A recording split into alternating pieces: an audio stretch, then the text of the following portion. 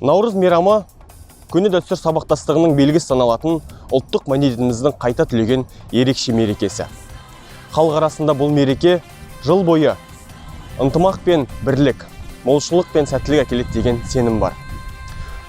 Сонымен қоса, Наурыз мейрамына тән қазақ салт дәстүрінде ерекше қалыптасқан.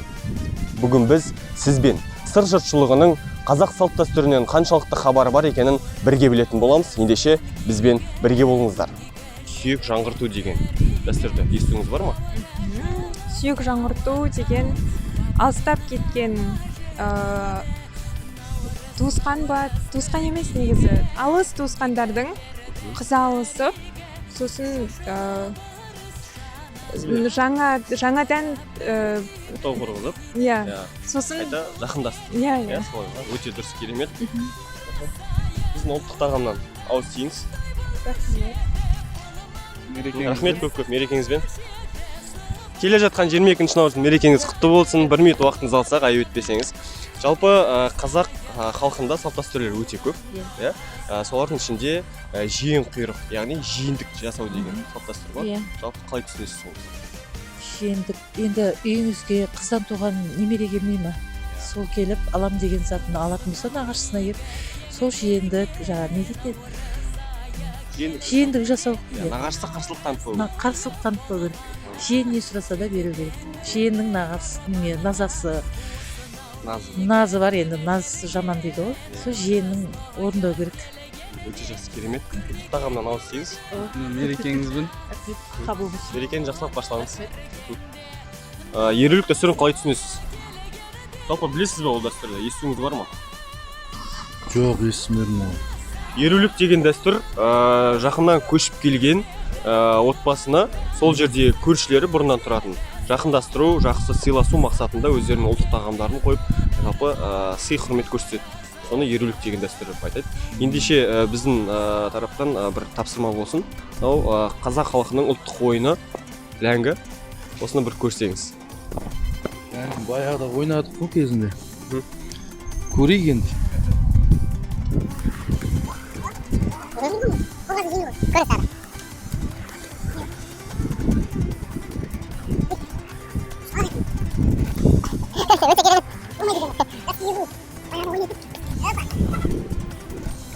Өте керемет. Ұлттық тағамнан ауыз тиіңіз.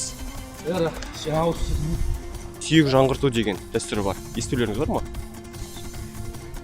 Сүйек жаңғырту. Естуіңіз бар ма? Қытай балаға емес па да өзі?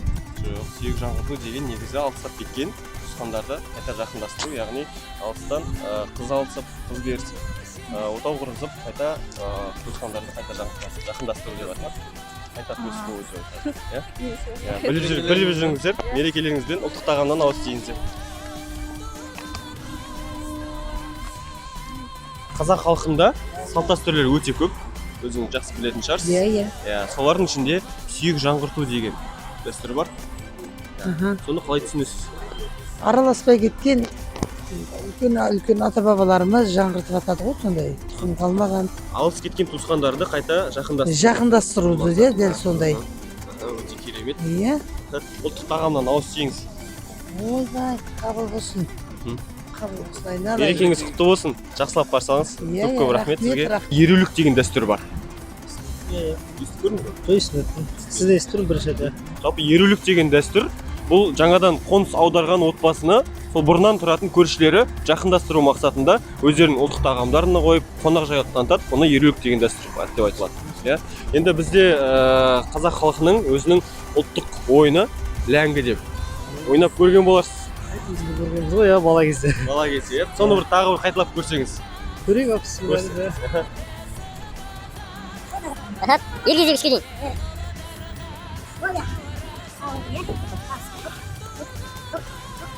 Бәрекелді. Көп рахмет. Ұлттық тағамнан ауыз тиіңіз. Сәттілік, Алла жар болсын.